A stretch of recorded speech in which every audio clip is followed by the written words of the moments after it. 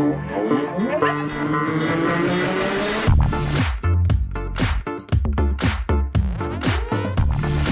there, barrel chasing business owners, and welcome to this episode of Barrels and Business. As always, I'm your host, Jay Green, and my role today is to bring you tangible tips on how you can scale and grow your business, but also shoot the shit over some surfing stories. And we won't be running off early today because it's absolutely crap out here. It's actually crap over there for Kyle too. Let me introduce you, Kyle. So Kyle is, I always have to be careful about saying my favorite client, but you know, everyone's my favorite client, but I do absolutely adore working with Kyle. Now, that's probably because we've got a bit of history. We just figured out we go back about 7 years where we both did a business course together back in Sydney. We've been through the same sort of journey and we really connect on a soul level because we have a lot of same beliefs with the Mind Valley stuff and breaking the bullshit rules of society, et cetera, et cetera. So he has definitely become much more of a friend, not a client, and partner really in business and friendship and surfing. So let me tell you a bit about Kyle. If you're watching, you can see that he's currently in their workshop. Kyle's been in the hydraulics game pretty much his whole life, I think. His dad is like the hydraulics guru in Australia. Like nobody knows hydraulics like Al knows hydraulics. Kyle's been in and around that, and he now works in the family business, been in there for 13 years, taking it and evolving it. We're going to talk about the evolution story of APT Hydraulics and where they came from, where they ended up, and how they've come out the other side. But this dude's been like an airline instructor, a pilot instructor, airplane instructor. Is that right? What do we say? Yeah, an aircraft instructor, flight instructor. He teaches other people how to fly planes. He is an absolutely dedicated dad and does this amazing thing called, is it Daddies and Daughters? Is that what it's Dads called? and Daughters, yep. Dads and Daughters. He's a surf lifesaver. He's just an all-round epic human. So today I want to dive deep with Kyle on what's been going on in the business for mainly the last 12 months. We're going to go into a bit of a history, but you know, borders closed. His business used to be pretty much always on site with clients, traveling interstate everywhere, sending teams out. And obviously the Corona shitstorm kind of threw a spanner in that works. So we're going to walk through that journey. But where I actually want to start, Kyle, is what was the number one thing you learned from Coach Clayton when I took you to meet him? Oh, that's a tough question. I think there was quite a few things. The have fun thing was really, really important. But I think it was, and if you use the photos that I sent, it's quite embarrassing to see how bad my surfing probably was before I spent some time with Clayton. This is always my thought. Don't post those old photos of me surfing. Coach is going to cringe. And I thought, you know, when I looked at the photos, I went, you know, originally because Kiani took them, my daughter, and I said, geez, they're really cool. I've never had any photos of me surfing. And now I look at them and I go, oh no. Clayton would want to slap me. Oh, yeah. So it was amazing in that 1 hour with him that there was so much to come from balance, looking, holding the coffee cup and just so like in an hour, it just blew my mind how much I actually got out of his training. Yeah, and because you were most typically found on a longboard hanging out in Newcastle or Scott's Head. And since that day, am I right to say you've been the majority on your shortboard?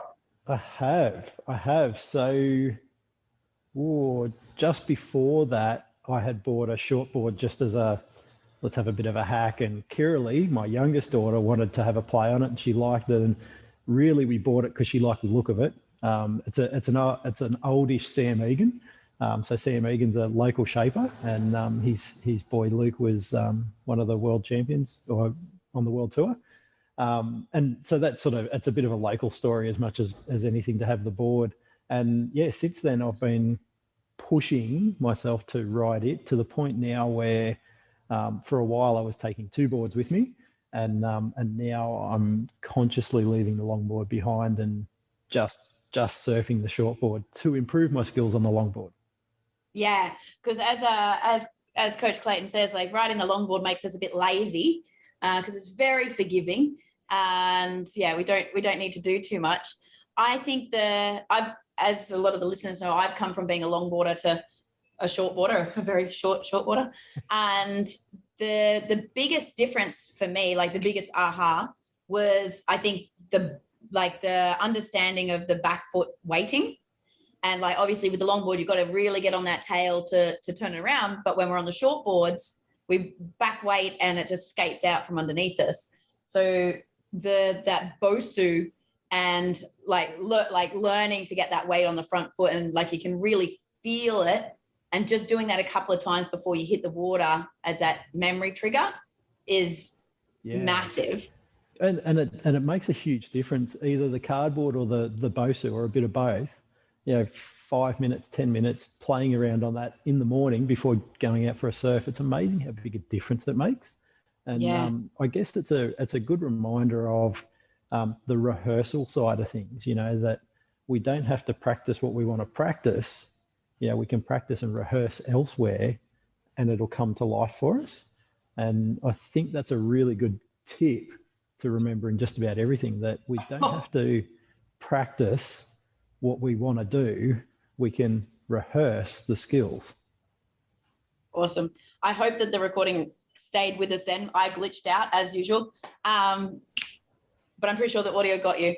And that was the gold nugget. That was the one piece. Gold nugget. No, I'm sure we're perfect. But I just want to circle back on that. And I have talked about this a few times on the podcast or in my other videos, but I think this is super important in business as well. It's the reps you do on the land that makes the biggest difference in the water. And so how would you translate that, say, with not only specifically with what you do with teaching hydraulics people, but just in terms in business and training in general? Yeah. So, I mean, if we start with our students, that's what all this stuff's all about, is just rehearsing the moves. So, we have a very, very safe environment for our training, but we still have all the same level of safety that we'd impact on the most hazardous machines. So we run at low pressure. When they're out on site, they're running at high pressure and really high density energy, but we still impart the same knowledge. We don't let them get into the habits or the bad habits of it'll be okay. It's only low pressure. So we build the habits, even though it's not necessary, so to speak. And I think that translates into just about everything that we do, that it doesn't matter what you're doing at work every day. It's really about how you set yourself up and how you get into state or get in the mode and get moving into the day. That probably makes the biggest difference. It's not, for our guys, they can't necessarily rehearse everything that we do here in the workshop, but mentally they can visualize it. It's Kelly Slater talks about visualizing the wave. He visualizes every single turn before he gets on the wave. So it's all the same thing, no matter what we're trying to master, is practice.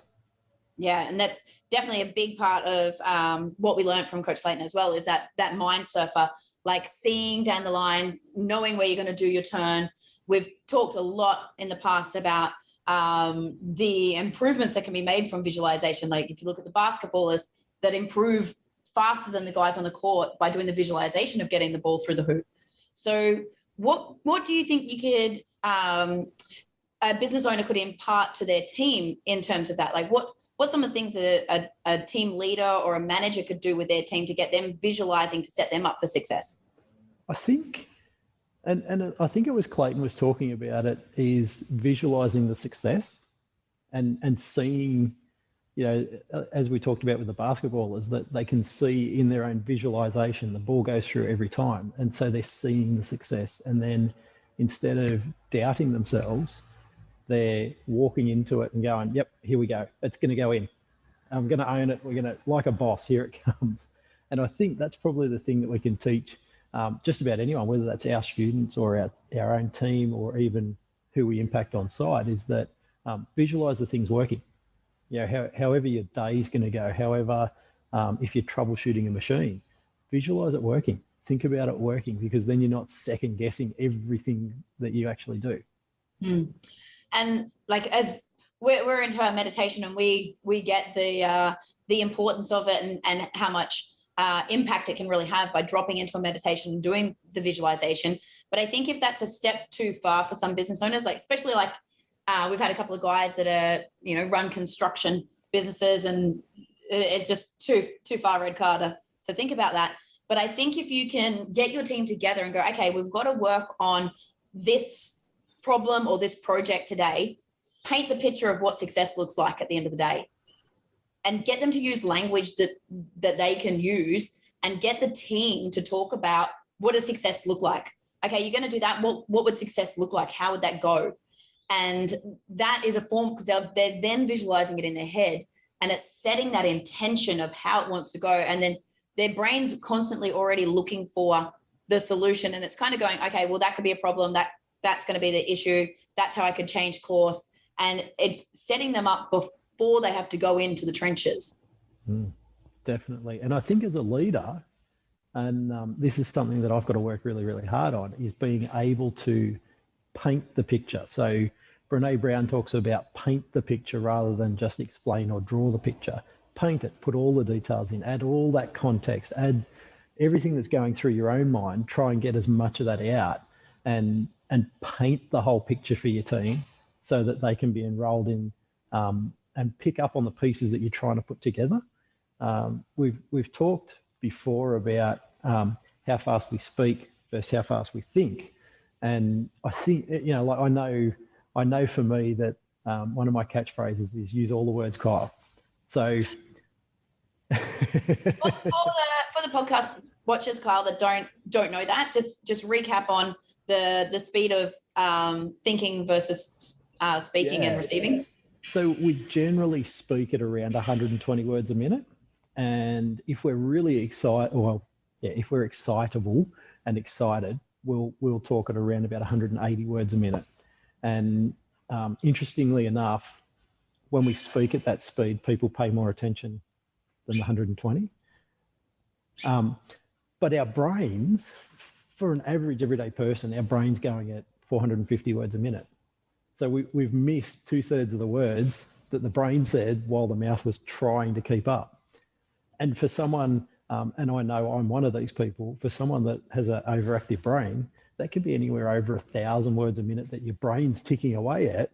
So really, when you've spoken, all you've done is given 10% of the picture. And even when you can speak as fast as I do, often when I'm going, ideas are coming out, I'm going to word vomit on everyone, it's still not keeping up with the brain thoughts. No. Which means we often think we've communicated something because we thought it, but the other person hasn't received it. Most definitely.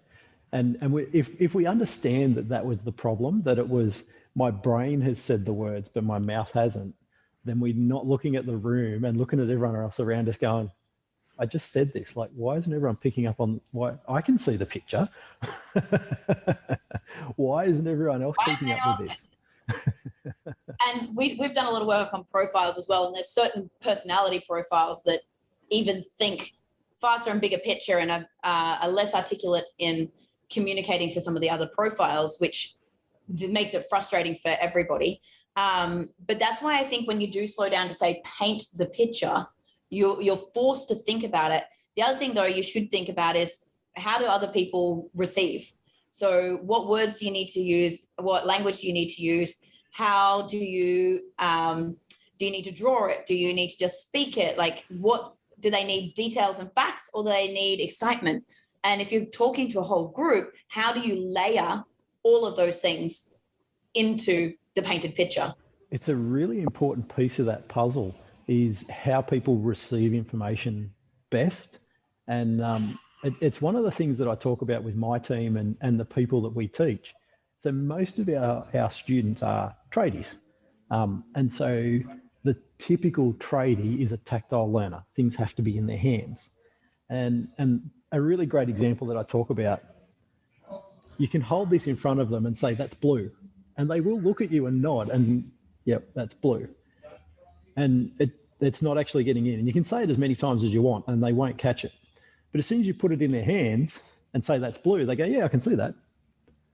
Now they've touched it, which has nothing to do with the color, but because they're a tactile learner and they've connected with it through that tactile, they've caught it, they've got the whole message. And it's a really key thing, and particularly trying to communicate with tradie teams, is that you can stand in front of them and talk as much as you want, and you can hand them an email or a picture or a memo as much as you want, and they're not going to catch it. No. Actually, that brings me back to the podcast I did with Oscar Tromboli, and specifically the difference between male and female listeners as well. And if, like, obviously not all tradies are male, but if you went with the majority, he does talk a lot about how you've got to get something in their hands or them doing something so that their monkey brain's not run off. So I think that's a really great thing. I wasn't going to make this whole podcast around tradies, but I do think that it'd be great to just dive a little bit deeper on that, Kyle, because we do have a lot of listeners that have that trade-based business, and they're running teams, or they're not even running teams. They're running their business by text message and kind of scattered things, and don't understand why people don't get it.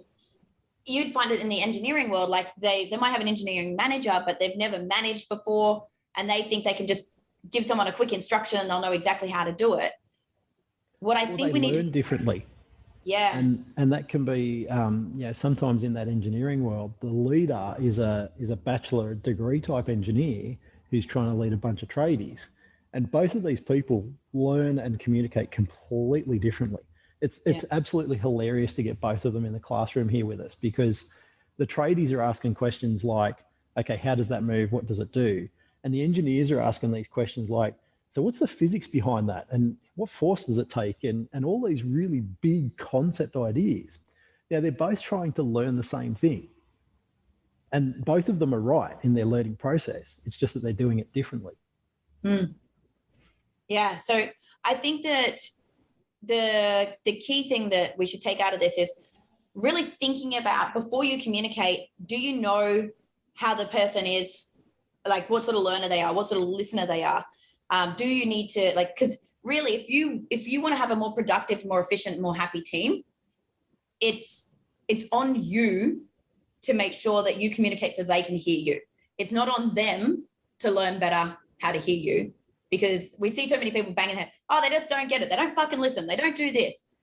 They're all duds, they're useless. Yeah. And I think no, it's extreme ownership. It's actually a really good thing. We probably need to go back right to the start. And you said, a lot of tradies and communication and all that. And it's something that I'm passionate about is tradies are not stupid. None of them are stupid.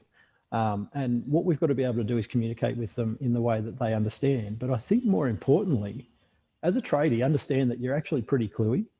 You don't have to go, oh, I'm just a dumb tradie. I absolutely hate that term. I'm just a dumb tradie. I'm a dumb chippy. I'm a dumb fitter. Yeah, or I'm just a chippy. I'm just a chippy. I'm just a fitter. I really hate that term and that concept, because, you're actually really, really good at it. And I've got a good friend of mine that is a boilermaker. So he cuts and welds steel, and he does it like a boss, does other things now. And it truly amazed me one day, many years ago. We were working on building a trailer, probably the one over here in the workshop. And I said something about, how long do I have to cut this out? And he sort of scratched his head and, couldn't really do it. I was like, oh, righto. And then he grabbed the chalk that he uses every day of the week, so the tactile bit, and instead of on a piece of paper, he grabbed out the length of steel that we were working on, and he went and he measured it, and he went, oh yeah, it's that long, so we needed this, this, this, and this. And the maths problem that we had, that we were trying to work out on a bit of paper, he couldn't do it on a piece of paper. But give him the tactile things that he knows and understands, and like a boss, like as well as anyone could do, he did it. And that's a key point for our tradies, is to remember that, just because you think differently, you definitely shouldn't think bad of yourself. Yeah, 100%. And for the business owners and the team leaders, I just really want to impress upon you, because I just hear it so often that my team is shit or they don't get it. And it's like, it's their fault. Sorry, guys, it's your fault. Like, I know that sounds really harsh, but it's it's your fault. And you need to think about what you need to do to be able to increase that. How can you help and support them? Because if you really think about it, you just want the end result, right? So if you want the end result, think about, ego aside, what is the best way to get that end result? And what do you need to do to maybe upskill or to work on to be able to get that end result? Because if you can put that ego aside and do that, then you're going to be way more productive, way more profitable, and you personally won't have to do as much work, because the others will know what to do and you won't be redoing it. Because so many people say, I just might as well fucking do it myself because no one does it as good as me. They can't do it as good as you because you haven't painted the picture of what is good enough for you. You didn't paint success for them, didn't give them everything they needed. Yep. Yeah. I think we'll circle back to this, Kyle, but I just want to sort of go back to where I was going to start with, and the journey of APT. Is that a beer? It's definitely that's a real bottle. That's okay. Definitely water. I thought that was okay. I thought you'd put a cool blue thing over the beer bottle holder I gave you. I was like, wait, not yet. Later. Yeah, so I just want to go back to the beginning of last year with APT. So APT is mainly a on-site, physical, face-to-face training business based in Newcastle, but traveling to every state of Australia. Yep. And then the Rona. So let's walk through a bit of the journey and some of the... Firstly, high five to you, because despite all of that, and this is what we're going to learn, despite all of that, APT's had its best year ever. So even when it should have been the worst year ever, actually, I'm going to give you props too. We had a conversation mid-corona, and you said to me, I don't care about anything else. The goal is that we don't have to let anyone go that we don't want to let go because we don't have the cash. We need to do whatever we can do to make sure that we keep our team and we look after them, and that we don't have to lay anyone off. And that became the North Star of, right, what do we got to do? So amazingly, you managed to do that, keep the team going, keep the dollars coming in. So I'm going to hand over to you now. Just walk us through that journey and any of the trials and tribulations. Rona. I think everyone's probably sick of Rona. I guess,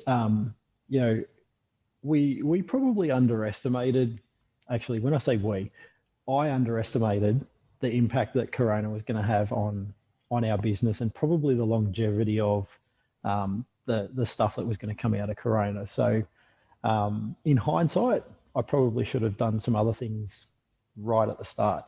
And that's the beauty of hindsight. So we were a on-site business. Our training, we were set up for on-site training. We've got 2 trailers that travel the country. They do tens of thousands of kilometres every year, everywhere. Like we're down to South Australia, we're up to Queensland, and it doesn't matter. We're just constantly travelling, and probably we let the idea that Corona was only going to be short-term drive some decisions. And we kind of just plowed on for a little bit, and until it was really that realization of, oh shit, how long is this? When are we going to come out of this? And then I guess our customers probably didn't also realize how big an impact it was going to have on them. Like for us, we're out here in the Hunter Valley, or we're up in Mudgee, and for the better part, we're out of the epicenters that were big Corona cases, and do we really have to worry about it? And then I think as it went on a little bit, our customers and the site started to realize, well, hang on, if we get one case in a team of 12 that sits in a bus together and rides backwards and forwards and works in close proximity, hang on, that might take out a whole team or a whole crew, and all of a sudden the impact of that revenue. So then any potential carriers were locked off site. So whether that was our BD, so Gav couldn't get to site to just talk to people about how we might be able to help them and do work, whether it was us trying to note there, Gav is the type of salesperson that is a face-to-face relationship building dude. Like that's what's ingrained to him. That's what he that's his jam. Yep. Technology, not his strong point. Getting in and saying hi to people, going champions is his jam. So that's a massive. Props to Gav this year. He has been a fish out of water, but not been able to be on site. And it's been probably nearly 12 months now for him where he's been locked off site. And, normally we're running through hundreds of litres of fuel in his ute, and it's sat in his front driveway while he's been on the phone. So, that's the first impact, is that from a sales and a business development and a relationship management point of view, we just couldn't be on site to have that human connection, which is, pretty important. And then even training programs that we had booked in, it's like, oh, you're a potential carrier. We're not bringing you to site. We're excluding you. And even we're not going to mix crews. So we're not going to have those people from over there and those people from over there, because if one of them's sick, we don't want to explode it. So it really got into this cycle where it didn't matter how you wanted to think about delivering and being on site, it just wasn't going to happen. So for us, that started to really impact what we're doing. We were still lucky enough that we could operate our office and operate our training room here. We only have fairly small numbers. We've only got about 6 in the room anyway, so it didn't super impact that. It was more that the sites were going, everything's off. So not only are we not going to see anyone, but everything's off. We're cancelling everything. and that vibe that ran through every customer, and it just, everything was hard. Every time we turned around, it was, no, we can't do that. We're just not. But, we can do online training. Yeah, we're just not. We're just not. Luckily for us, we'd been working on moving our training to an online delivery. So some of our students were able to pause the face-to-face component and still work online with us and still get through some of the training. And that was probably, good fortune for us that we'd started that process. And we've certainly worked really, really hard since then to push all that we can to an online platform so that we're not going to get caught out. Yeah. And that's actually future-proofing the business far more than just Corona, because now you're able to access people outside of Australia that still need this knowledge, at access to people that their company may not pay for them or they won't give them the time. That's giving them some more flexibility from that.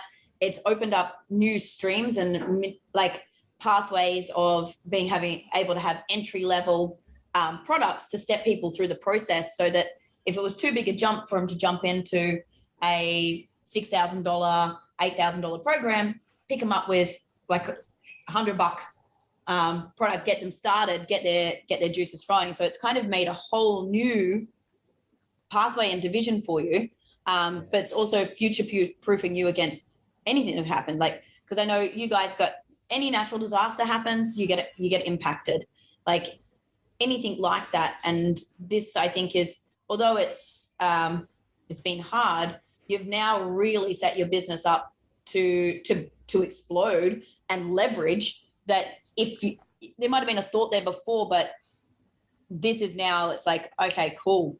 We're thinking even bigger picture. We're thinking new ideas out of the box, and the business has gone probably places and ready to go places that it may not have got to, or would have taken a lot of time. And, a competitor could have come in and swooped out that online stuff. Absolutely. And so it's given us a chance to focus on, I guess, future-proofing, but also being able to serve students that we probably couldn't have got to otherwise.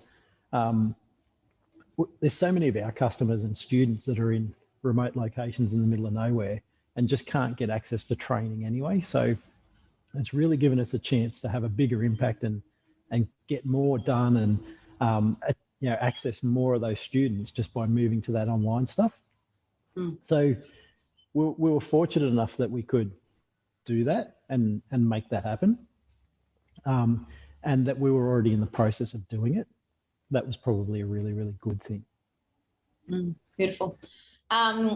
So tell me about some of the challenges. What do you think? What we had a ball dropped. Let's take some ownership. We dropped a ball along the way. What happened? So I think there was probably more than one.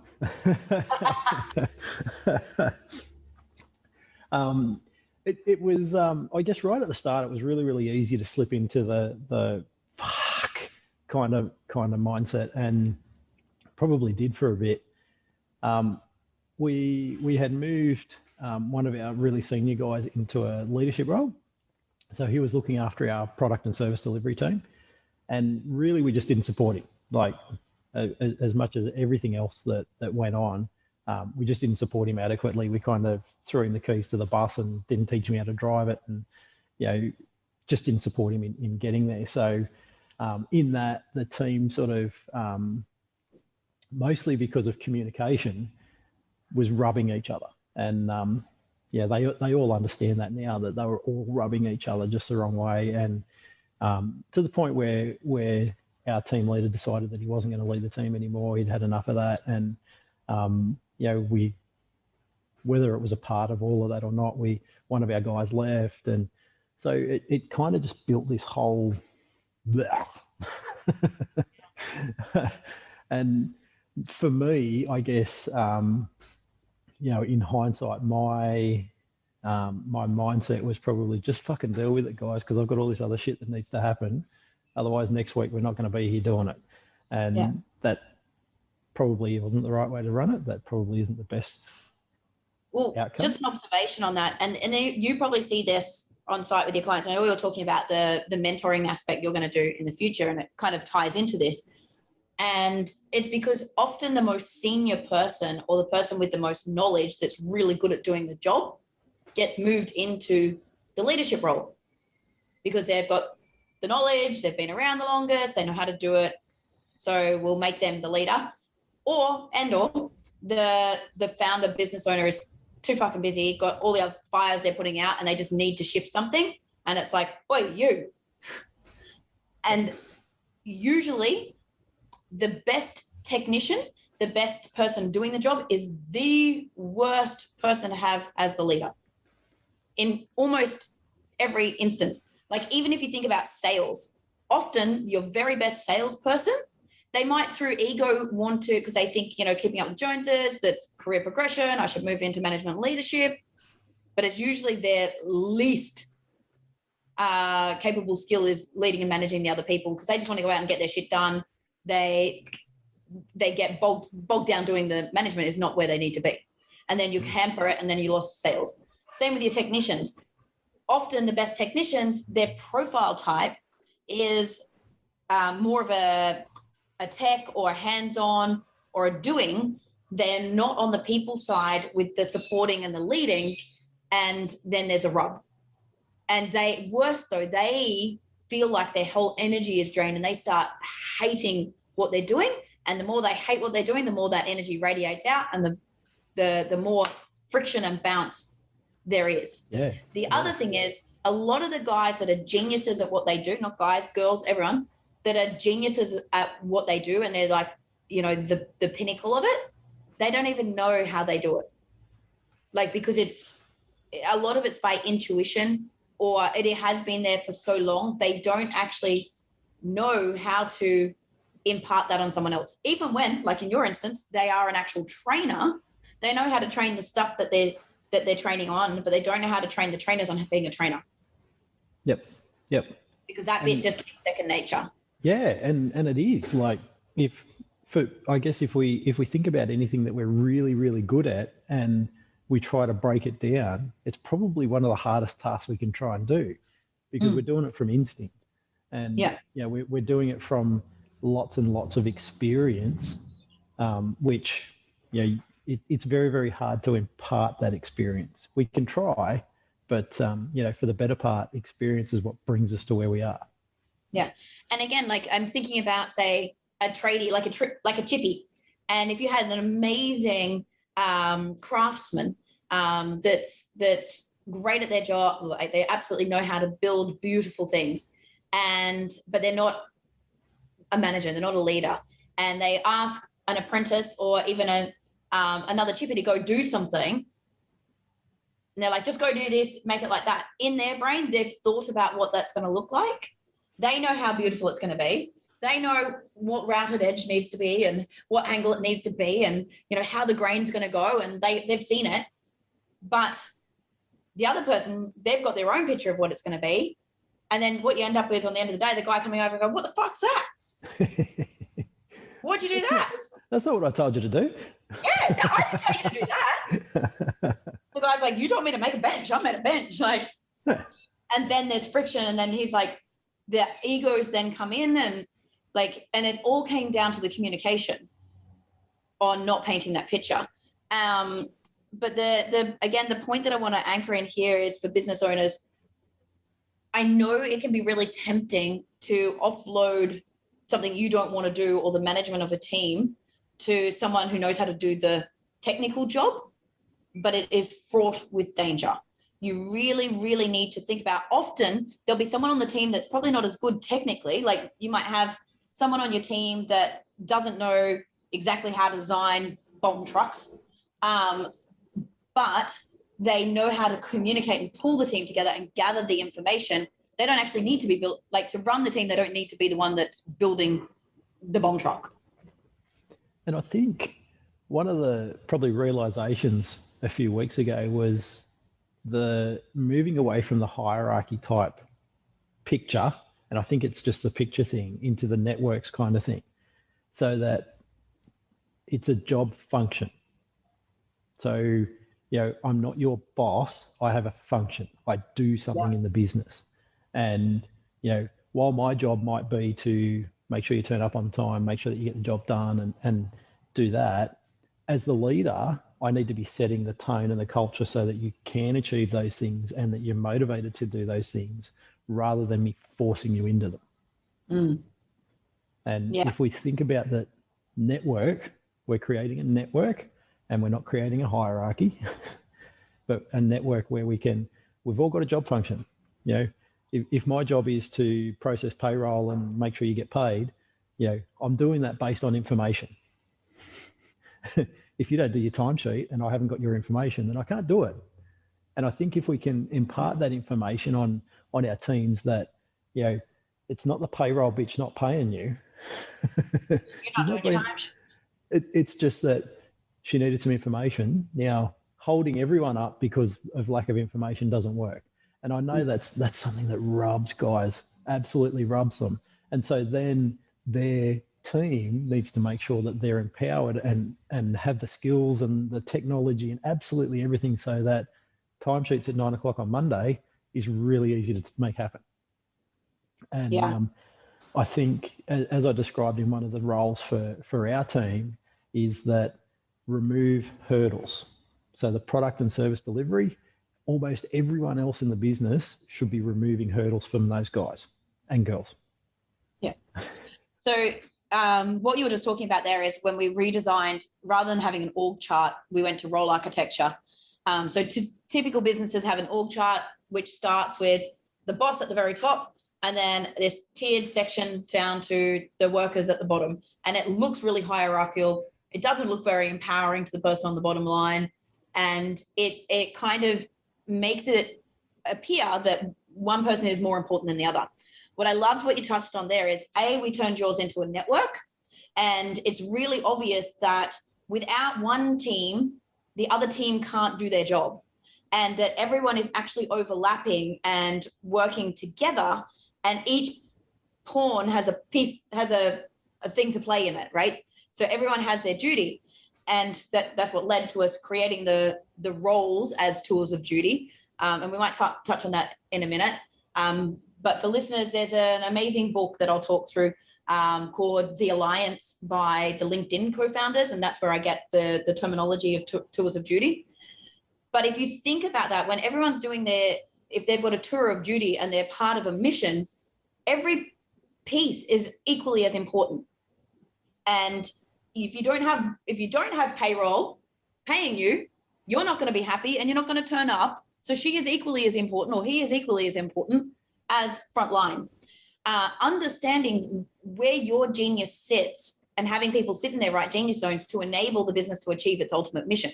So how you were saying service and delivery, which are your ripple creators, everyone's job is to remove the hurdles so that those guys can deliver. Because with the company's overall mission of impacting the tradies, then we're not going to, as a company, achieve that mission if these people can't be out delivering. So it's like, okay, that doesn't make the person in the ripple creator team more important than the instigator, which is your salesperson, your initiator. It just means that we need to work together, because one without the other doesn't work. Yep. And also that taking that structure out and going, okay, either you as the business leader and me as a plugged in CEO, we're not sitting above them. It's like, okay, we've got tours of duty. What's our job?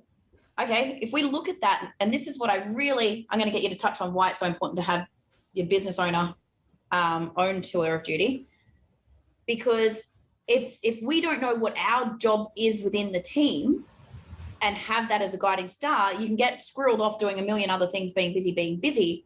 But if you then bring it back to the North Star, this is why we exist. This is the mission that we're on. And my job is to remove the hurdles for those guys. It's not those guys' job to make us money and make us happy. It's our job to make it easier for those guys to succeed in our mission. Yep. Remove the hurdles. Remove the hurdles.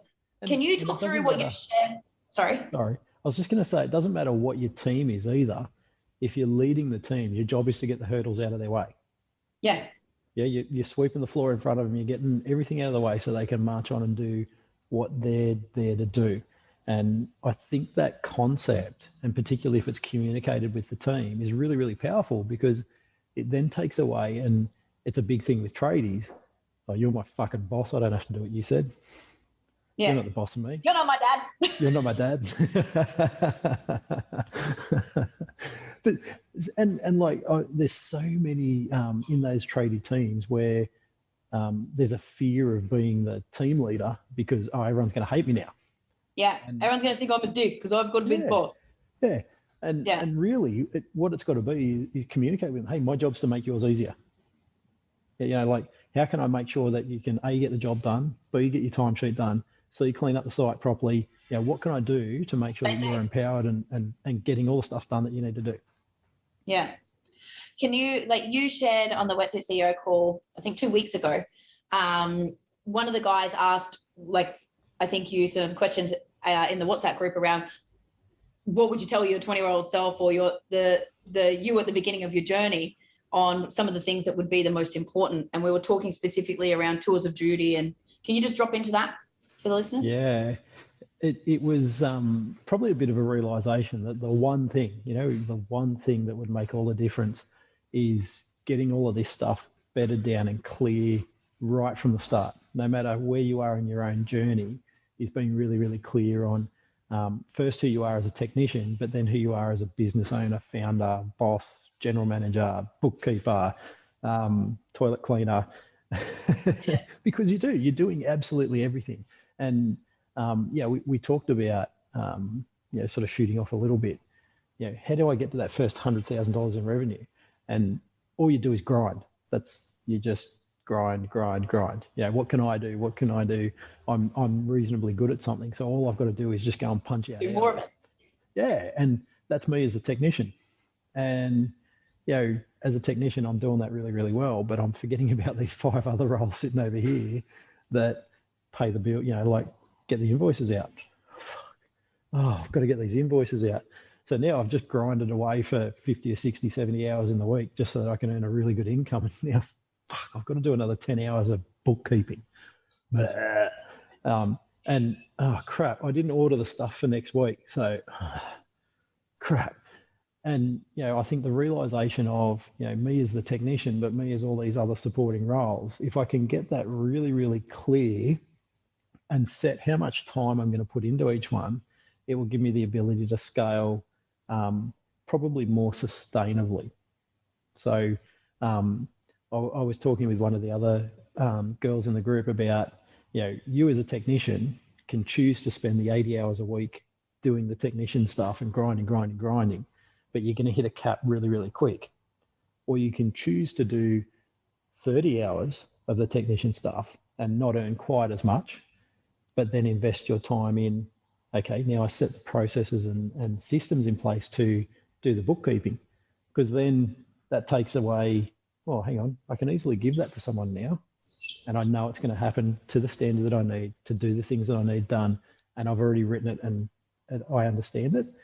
And I think that was the key thing for me, is it's the foundation for the systems and processes then that allow you to scale sustainably. Yeah. And this is the thing that's going to make the difference when you pass over, because otherwise we pass over and we just expect someone knows how to do it. And like you said, with what happened with your team leader, he didn't get supported.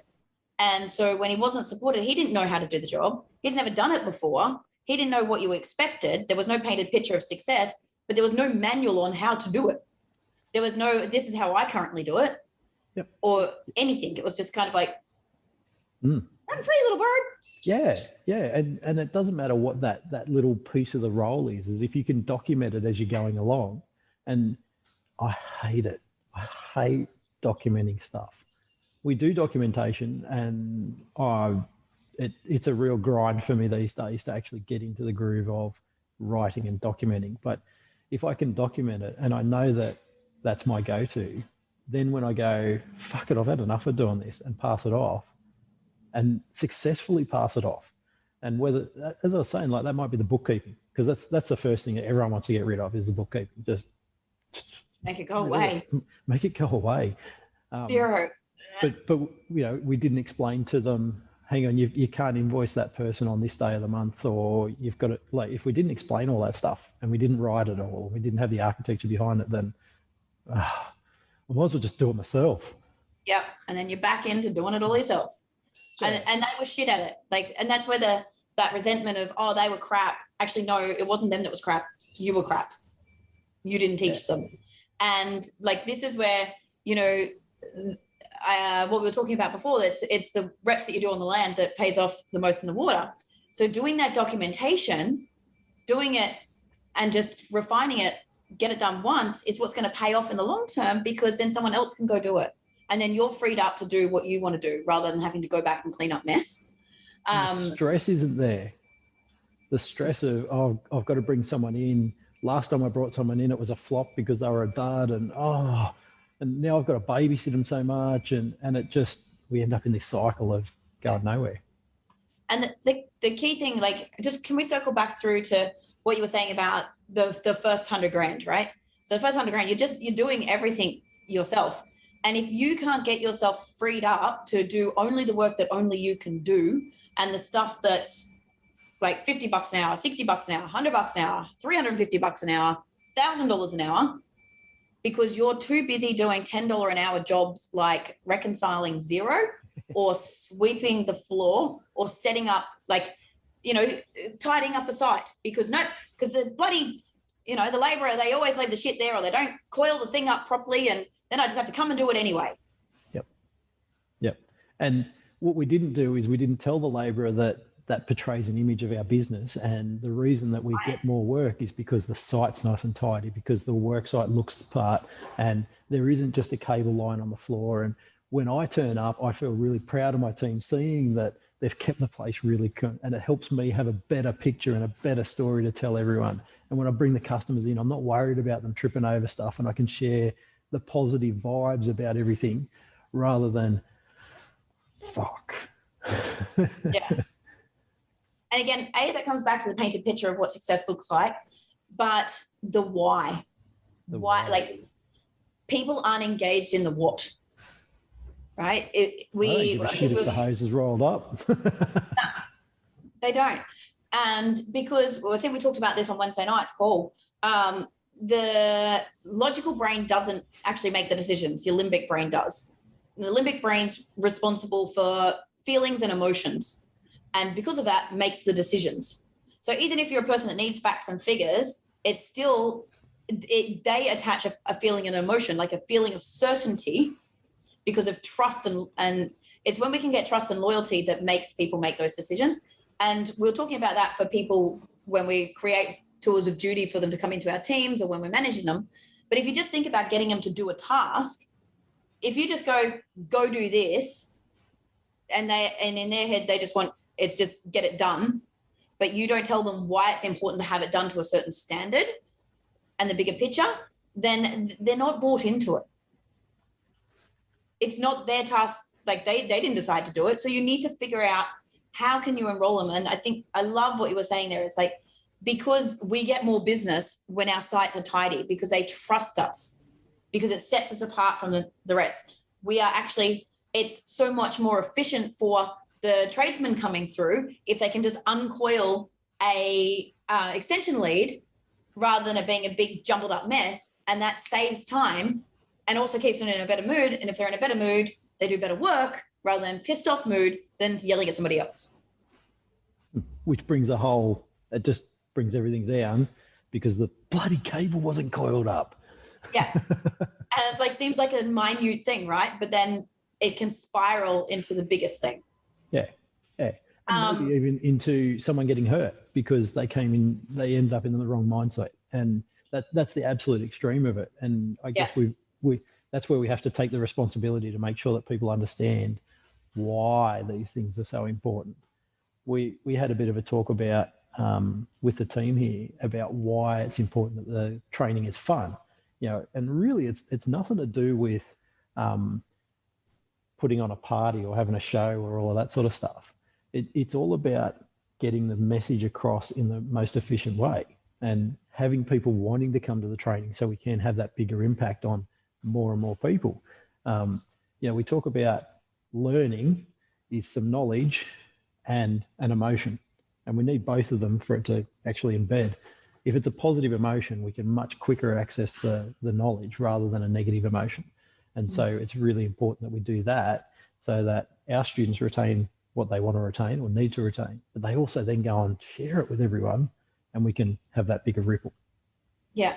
Well, that just makes logic sense, right? So if you're having fun, you're more engaged. If you're bored to tears, your brain's probably gone off thinking about a bazillion other things. And you've told your brain, I don't want to remember this because boring.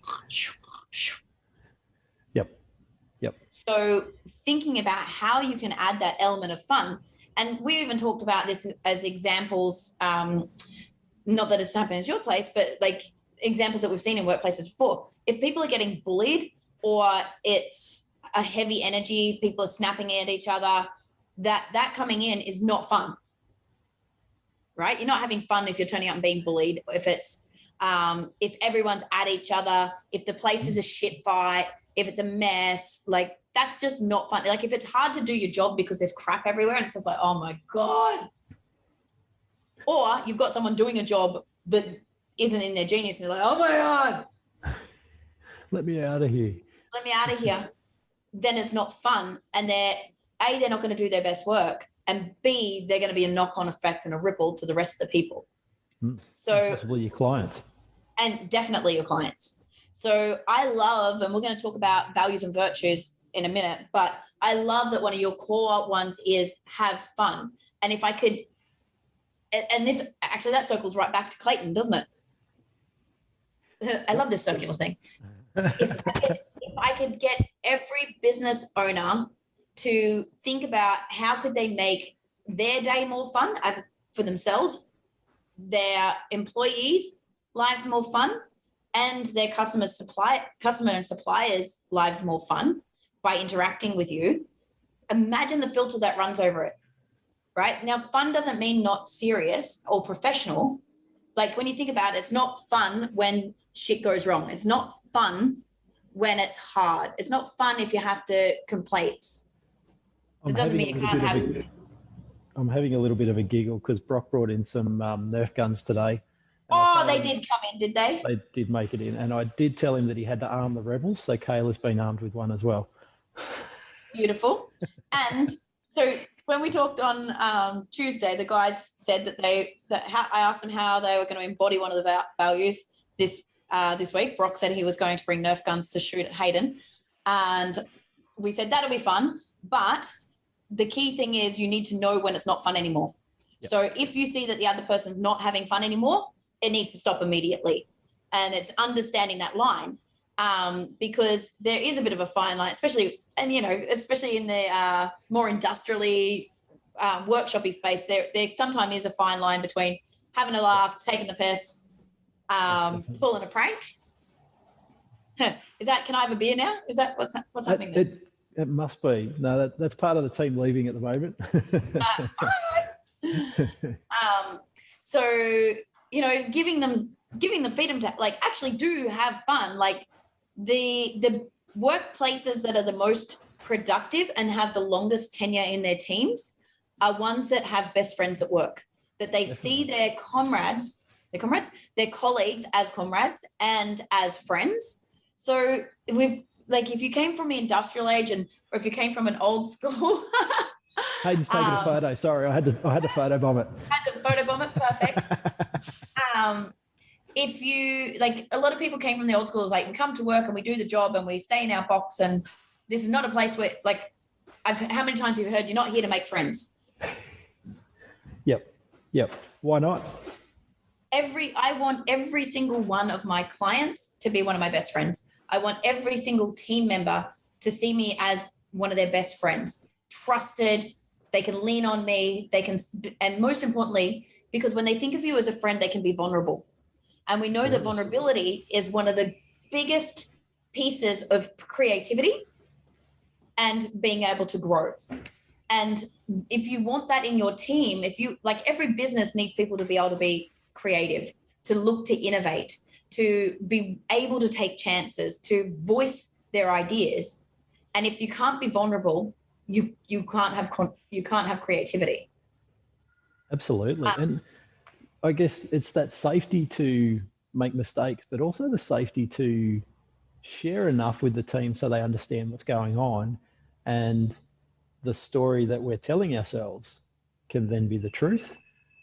So that's a reference from Brene Brown, before I enter into something, and she talks about the argument that she was having with her husband, the story I'm telling myself. And if we stop and pause and sort of go, okay, if I'm comfortable enough to come into the team and go, fuck, I'm having a tough week. If I'm a bit snappy, I'm sorry. Please just bear with me. Because otherwise, the story that the other person could be telling themselves is that Kyle's pissed off at me. He's mad that I did this, that, and the other thing. Meanwhile, you don't even know they've done those things. So it actually came up last week, and fuck, I was absolutely mortified. Our team leader that had moved back out of the role sat down with me and he went, "Are we okay?" Fucking what? He went, are we okay? I know I stepped out of that role and that's added pressure to you and all this sort of stuff. And, is that okay? And I went, fuck, I'm so sorry. I was tangled up in my own stuff, and the story that he was telling himself was, oh, fuck, I think Kyle's pissed off with me. And fuck, I'm mortified to hear that. I'm glad that we sat down and we had a conversation, and he brought the vulnerability to us and just went, hey, are we okay? And got it out there, because as it turns out, it was just me being focused on all the stuff that I had to deal with and had nothing to do with him, absolutely nothing to do with him. So it's very, very easy for simple distraction to seem like, fuck, he's pissed off with me. Oh, fuck, what have I done now? Like if you've got your own personal shitstorm going on and you've got a bit of crazy going on, and next minute you get a message and something's happened with one of the kids, and just before you walk in and you've gone to exchange and maybe someone hasn't done something you had asked them to do, but then it turns into a much bigger thing in their head because all of the energy that was associated with what happened before got attached to whatever that statement was, and then boom, or implode. Yeah. What I just want to anchor back in on that team leader, what I absolutely love about that though is, do you think 3 weeks ago, before we had the culture overhaul and these conversations about communication, understanding vulnerability, do you think he would have been able to come have that chat with you? Maybe not. Maybe we would have danced around it a little bit more. So it's certainly a great thing that we sort of talked about communication and being open and vulnerability, and brought that vulnerability story to everyone, which has allowed, I think everyone here is actually talking a lot more now and a lot more vulnerable with each other. And It's been a really good thing that everyone's now opening up. And even, the last 12 months, I guess going back to that original story there, that Corona's been tough. And on top of the Corona thing and everything that we were going through here, I had my own things going on in my world. And, I wasn't showing up real well here at all. And I know that. And, I wasn't supporting the team. And all they were seeing was, fuck, Kyle's hiding away doing shit again. What's he up to? And, is he happy with us? Have we done enough? What the fuck? And, what I was doing was adding to the angst that was going on. And, in our team days where I actually sat down and had a very, very open and frank discussion with everyone, everyone opened up to me from that. And everyone was really happy to hear more of that open story about what's going on and why. And, I guess why it's important that we're here, why it's important what we do. Yeah. What I loved from that was you took extreme ownership of your part of where you didn't show up as a leader. And, in your profile, you've got some leadership qualities in terms of being a star and a people person, but you have that creative stuff, and the way you lean on your profile is not to being that leader. And it's about the big picture ideas, and you think really fast and you run really fast, and you don't necessarily get all the words out. And I love that's why you use all the words, Kyle. But you took ownership over the fact that you probably hadn't shown up as the leader that they needed. You'd put someone else into a position that leaders is the actual, literally the direct opposite profile that should be in a leadership role, and then not supported it. But then it was like, okay, we've got the business stabilized. It's time you actually went, you know what, we need to slow down to go to speed up. And it's like, we even paused like the hardcore marketing efforts for 6 weeks to go, we're going to lose team. We're going to have issues. And if we lose team, it doesn't matter if we get the sales, because we're going to have no one to deliver on it. Yep. So if we go push ahead and bring more sales through the door, there's going to be nobody on that front line to deliver it. And it's just not the place that we want to be. We don't want that energy and friction. And it was like, okay, sometimes a hard decision to make, but pause on that. Not stop completely, but pause on the push forward. Let's repair the boat and let's get everyone rowing in the right direction. In hindsight, it's amazing how quickly things probably got out of control. And, being a small business, we've got to be tight on cash. You can't just throw money everywhere and hope that it all works. And, the grind to keep us moving and sort of forgetting about most certainly the things that were actually important. I've told just about everyone that started with us that if we got to a stage where everyone was fighting and bitching and moaning and all that sort of stuff, they'd turn up one day and the doors would be locked and they wouldn't be able to get in.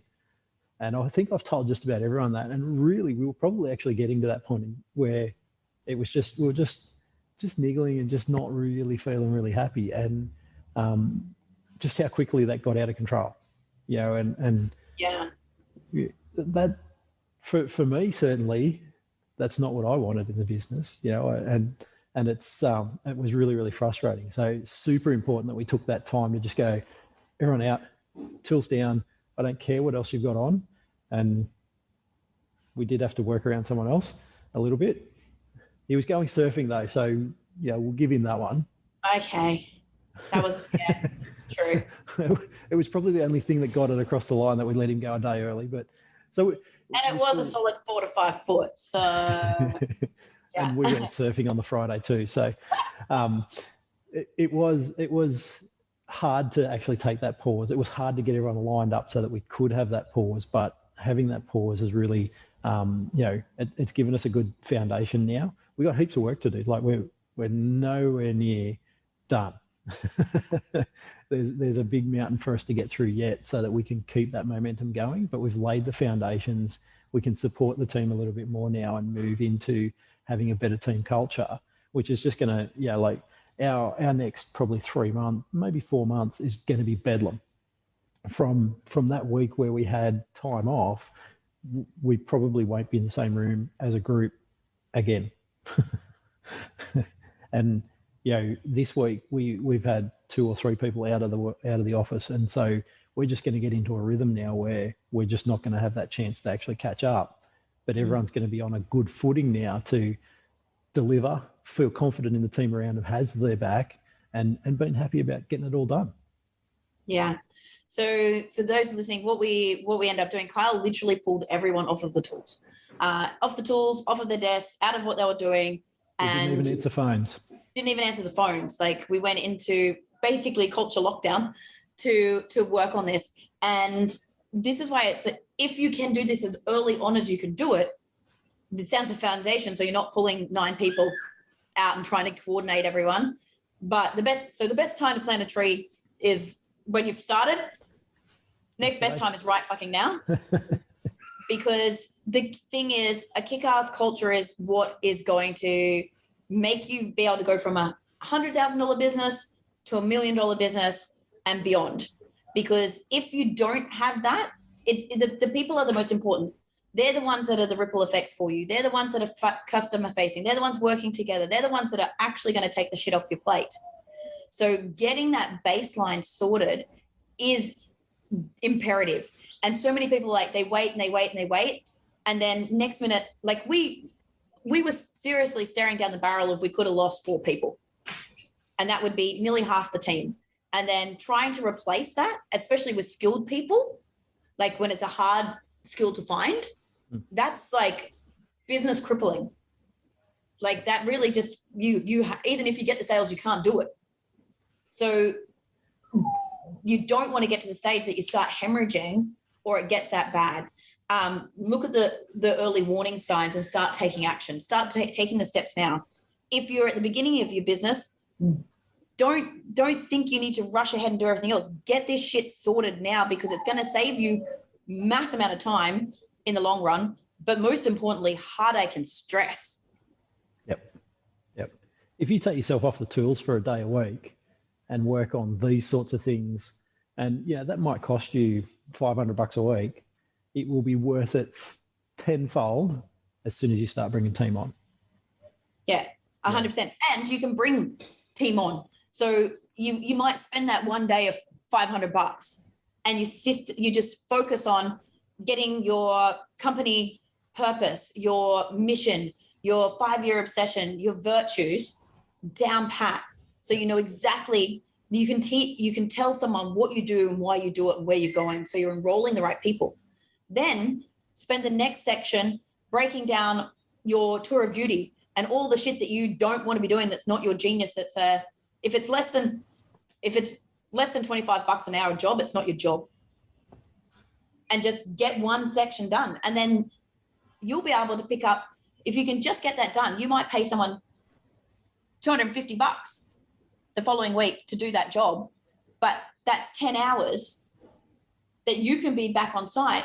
Maybe you're making $100 an hour. Yep. You do the math on that. Absolutely. What makes more sense? And if it might be that the 10 hours that you can then do on site means the rest of your team can do 40 hours. And now instead of $100 an hour, you're earning $500 an hour. That's fucking good returns. Just because we took a day out 3 months ago to get really focused on things. And it might, I was just having in my mind then, it probably for some of the tradies and actually some of the business owners that are one-offs or 1 or 2 people, probably sort of going, this is a bit fucking woo-woo. And I have to say, I probably would have agreed 10 years ago that, fuck off, like just fucking do your job. Like, I'm just going to hire people. They're just going to fucking do their job. Like how fucking hard is it? Just fucking do it. And I spoke about the first $100,000 being just me, and the next, up to $1 million really, and then loose numbers is just go and fucking do the job. I'm just going to find people who are just going to fucking do the job, and we're going to bring in revenue. But you're going to keep bouncing off that ceiling. You're just going to constantly be stuck. You're going to wonder why can't I bust past this ceiling that I keep headbutting every time. And it's wholly and solely because you haven't taken that time to go get really, really clear on what does this business mean to me? What should this business give to the world? And that's a really key part, is what am I giving to the world? Not what am I taking from it, not what am I earning money from, but what am I giving to the world? What is my, and we brought this up, the legacy. What's the legacy that I'm leaving behind? And look, as someone that 10 years ago, I would have struggled. You know, I would have loved it if someone had grabbed my head and bashed it into me that I fucking needed to do this shit. Because life would be a lot easier now. You know, we would have sailed through Corona. It probably would have been a ripple. We would have bounced through it, but it wouldn't have been anywhere near the hassle that we went through if someone had really grabbed my head and fucking bashed it into me 10 years ago. I'm laughing a little bit because 7 years ago we did some of this stuff, both of us in a course. But the thing is, it's all well and good. You have a knowledge problem. You don't have a knowledge problem, you have an implementation problem, right? And it is almost like that head bash, like somebody grab me and make me do it. Like, it's great to know the concept. And a lot of people read a book, they hear it, they're going to listen to this podcast and go, you know, that's a great idea. Really should do that. Yeah. I'm going to do it next week. Didn't plan it. Next week comes, forgot about it completely. Listen, hear something else and like, oh shit, that's right, I was going to do that stuff. Next week. I reckon for anyone listening, if they're going to implement, if they're committed, if they thought they heard something that worked, the one thing they have to do is make 1 hour a week. Because that'll roll, that'll go on. But I reckon it's easy. You can find an hour a week. Yeah. And I think if I was listening now and I went, I'm going to do that, I'm onto that. What's the first step? What's that one step? I reckon the one step is find an hour a week. Just do that. Right. Stop. Pause the recording. Open your calendar. Pull up the calendar. Put an alarm in. Find that 1 hour a week. I'll tell you what. We'll give them a tool to find the an hour a week. So my team will put into the show notes and into the comments a link to the ideal week planner, so that you can literally just click the link and there's a short training session and a calendar process for you all to find that hour a week and put it in the calendar. Yep. Make it happen. Yep. 1 hour. Just one. Just commit one. Yeah. Definitely. So if they're going to commit the hour, what are they going to do in the hour? Start the process. So firstly, write your tour of duty. What do I do? And just split that up into what is the stuff that I have to do? And what is the stuff that I hate doing or someone else can do? So I'll tell you what, I'm going to give them a gift. Ooh. Because everyone's probably going, tour of duty, what the fuck? How do I even do it? I will give anyone that wants it, that's committed to doing this, if you send us an email to support@jadegreen.com.au, team will put it in, and ask for tour of duty, I'll get them the training that we did the other night. You just focus an hour, spend an hour doing that. And next week, write the next one. And then as you start to build that out, think about how your values and your mission and everything else might start to play into it. But if you spend an hour a week for the next few weeks and got those few things done, you'd be amazed at how big a difference that'll make. Massive difference. And I was onboarding a new client yesterday. I'm literally coaching their internal recruitment team. And I was like, when they came on board, I thought they were like a small upcoming business. And then this beautiful young girl gets on, and I'm like, okay, tell me what the problems are. Oh, we've got performance management issues. We've got, so I've got someone that's in the contract says they've got to appear the code of conduct, but we don't actually have the code of conduct. And their job description actually doesn't have their roles and responsibilities and expectations of them. But we're getting complaints from not only the team members, but from customers, but they didn't have a probation period. Now I don't know how to get rid of them. And I'm like, okay, do you guys have A, job descriptions, B, contracts, C, what success looks like? What are this code of conduct, which should be your values and your standards and things like, she's like, we've got nothing. I'm like, okay, how many people do we need to do this for? Oh, we have 126 people and we're currently hiring 20. Wow. And I don't know how I'm going to get the 20. And I'm like, okay, what we need to do. Right? They should have joined us the other week. I'm like, okay, we're going to, yes, I'm going to coach you one-on-one, but we're just going to pop you over here as well. But this is a business that's gone boom super fast. And this is the problems now. This is like we're looking at legal issues. We've got team infighting. We've got like customers unhappy. It's spreading all over Australia. It's like, where do you even start? Right? So if all of those tours of duty were written, which actually embeds the code of conduct for their wording, then the performance management is super easy. Yep. Firstly, she said if we had done this, they wouldn't have hired this person in the first place, because the alignment, it would have been really obvious when she did the interviews that the alignment wasn't there. Yep. So right now, that one person is actually affecting a team of 5 or 6 and their customers. So it's like, whoa, this is it could be a really big deal. And I guess the question is that being led from the top as well? Like, have we got our own job description, and are we leading that so that everyone else probably understands why, to use your analogy, why I don't sweep the workshop? Because I've got more important things to do. And that's not because sweeping the floor is not important. It's because I can be doing more important things, or things that are going to drive the business in a direction rather than sweeping the floor. The way I like to look at that is doing the things that only you can do, right? So you can sweep the floor, but everybody on the team can sweep the floor. And I fucking have too. But no one else can do the strategy that we do together. Yep. Right? They don't have the knowledge. They don't know where it's going. They don't know how the customers work. They don't know the bigger picture. So we can't just pick up one of the team and drop them into that situation. There's certain things, especially you and Al, technical wise, that nobody else on the team knows how to do and design. So if you're busy sweeping the floor, you can't be doing that. And so that's just that disables the team. So the idea is to get you doing what only you can do. And if someone can do it 80% as good as you, then they should be doing it, because you can always check the 20%, and the 80-20 rule, half the time, the other 20% doesn't fucking matter.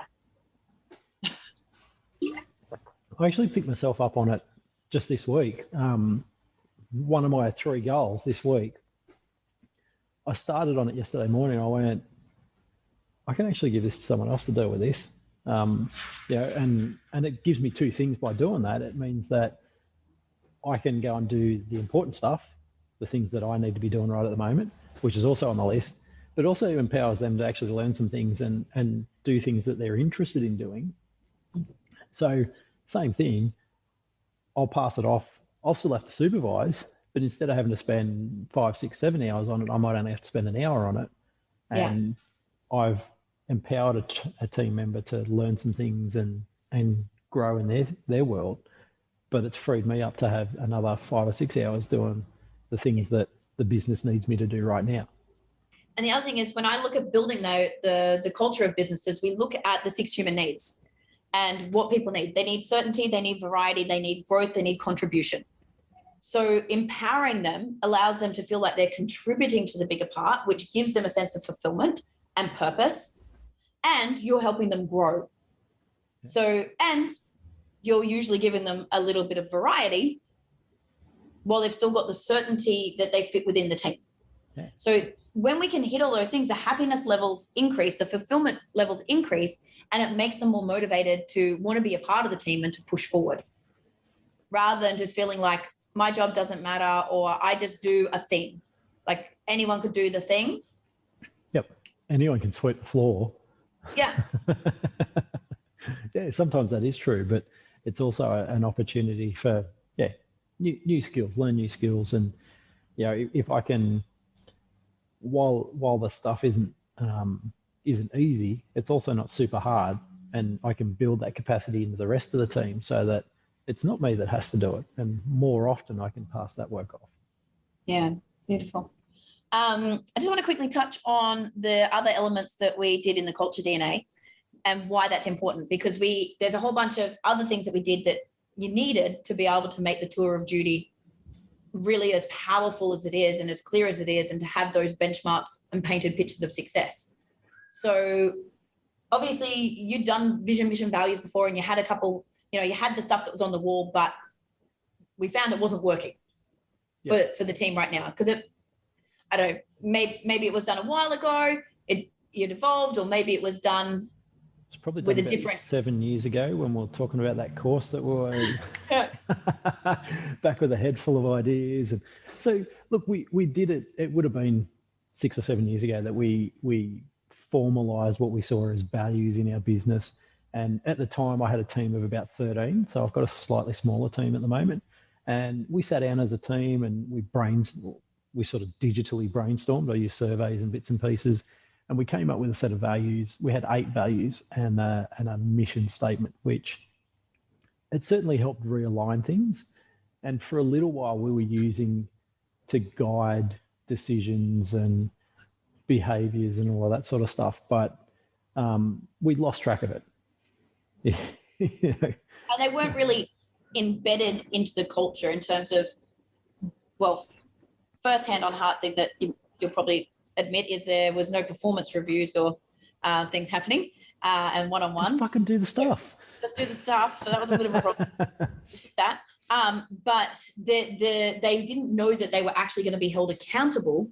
There was no way to measure whether they were being held accountable to those. So therefore, the embodiment of those values, they kind of became words on a wall. And I think the highlight for us was when I did the one-on-ones and one of the guys goes, "Oh, we've got this thing on the wall, and no one fucking does it. And it's just words on a wall. It means nothing." And I was like, Oh shit, we don't want that. And so the painted picture of how you embody this and that, this is actually, we're going to performance management around it. We're going to review this. And this is how important it is, wasn't there. And then because when one of those things or two of those things became words on a wall, it shattered what everything else was. Yep. And I'll probably, for a sec, let's pause for a second, divert. We're good at this. I probably wanted to say the tour of duty, while it might seem like it's a bit of the cart in front of the horse by doing that first, I think it's actually important to do that bit and refine it later. Yeah, the one, like I said, the one thing. So the one thing is doing that tour of duty, getting clear on that. And then in these hours, because we've got an hour a week now, the next thing to work on is, what's the impact, what's my purpose, what's my why, what's my values or virtues, and then come back and rejig. And I think the important thing that we found was using the right language in the tour of duty then empowered it a whole heap more when it was using the language from our virtues. So I just wanted to sort of say it might seem like horse and cart being back to front and upside down and everything, but we've got an hour a week. So let's get one thing done. Let's nail one thing and then come back to it. Best, worst draft kind of stuff. So sorry to divert off a little bit there. It's no, that makes perfect sense, because when we were doing it last week before with the wetsuit CEOs, they were kind of like, but we don't know the virtues yet. We don't have the purpose. It's like, don't worry, best, worst draft, word vomited out. Let's get that, because then if it's like reverse engineering, because then if you go, oh, this is where it's going, how do we get there? What are the elements that we need? How do we enroll the people in our journey and work from there? And again, for me, that is, we're starting, I was going to say with the human-centric, which still in the wording from your values, virtues, is we're starting with the humans that are in our business. And without the humans within our business, we have no business. Like, you might be a solopreneur then, but if you start there, everything starts there, and then we build the rest out. That's when we then look at our orbit, which is outside of our business and outside of us, and the ripples that we're having and the customers. But this forces you to think about the humans that are inside the business first. Yep. I think you stumbled there a little bit on the values and virtues thing, and I think that's a really interesting conversation. So we talked about 6 or 7 years ago, you and I were in a course, and certainly a big thing was vision, mission, values, VMV, and that, you know, like it was hammered in. Yeah, and look, I think from a concept point of view, not a bad concept, and we've done with APTs, we've gone to a purpose, a why, a mission, and then virtues. And the distinction between virtues and values is quite interesting. And it probably wasn't until the team here sort of went, no, virtues, that I sort of went, fuck, actually, that's the key point. That's the really important thing, is the distinction between values and virtues. And I remember, you know, to add to that, so Keely White, that was a part of that course back then, she now talks about that values are a bullshit thing to impart on your employees. And I sort of, like, she said that 12 months ago, and I was like, fuck, I don't know, like, you're off on fucking la la land. But now that I start to think about it, it's actually 100% right. You know, like the values, you know, the values versus virtues. Values are something that you intrinsically have. They're mine. They're 100% mine. And it's not fair for me to expect my values to be your values. And so I totally agree with that now. Whereas a virtue, and I think the way that we've crafted our virtues now, is that it's something to strive for. And it's the guiding star to continuously improve our business every day. So it's not a hard and fast rule. It's not hard and fast that this is the value and you're going to impart it and you're going to own it and everything else. But, you know, everyone here said our virtue of Planet Plus was going to be our biggest challenge. And I think that's the really cool part, is that that's our challenge now. It's not our value, it's our challenge. We're on a mission now, not only to be the best business that we're going to be, but we're on a mission now to be Planet Plus.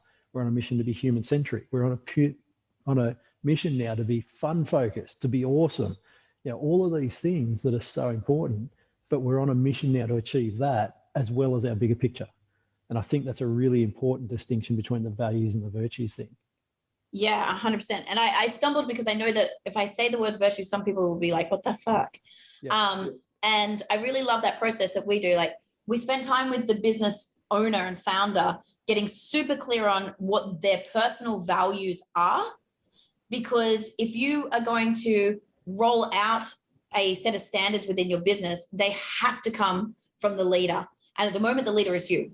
And because if there's any disconnect in that, any break of trust, then the integrity is lost and the values are bullshit, right? Yeah. So we start with getting clear on what your personal values are, and then turn that into what are the virtues that we can have other people live into and the business live into. Because what we were saying the other day was a value is your belief.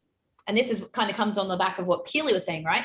So we can't force our beliefs on anybody because they're not going to fucking believe it. It's not their belief, yep. Right? And it's not our right to tell them.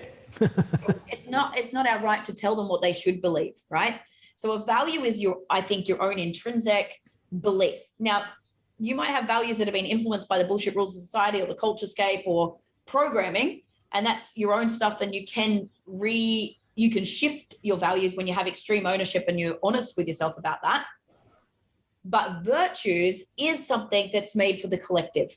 It's that moral standard that you're striving towards, and that as individually and as a collective, but you can build the behaviors that allows you to embody that virtue. Whereas a value is an intrinsic belief, right? And it's very hard to build a habit to be that value when it's a belief, whereas when it's a virtue and a moral code, a standard to strive towards, and you can go permission. Okay, I'm not always going to be a gold standard or thriver in our languaging, thriver level. I can commit to being a driver or a silver standard, but what it's not okay is to be bronze.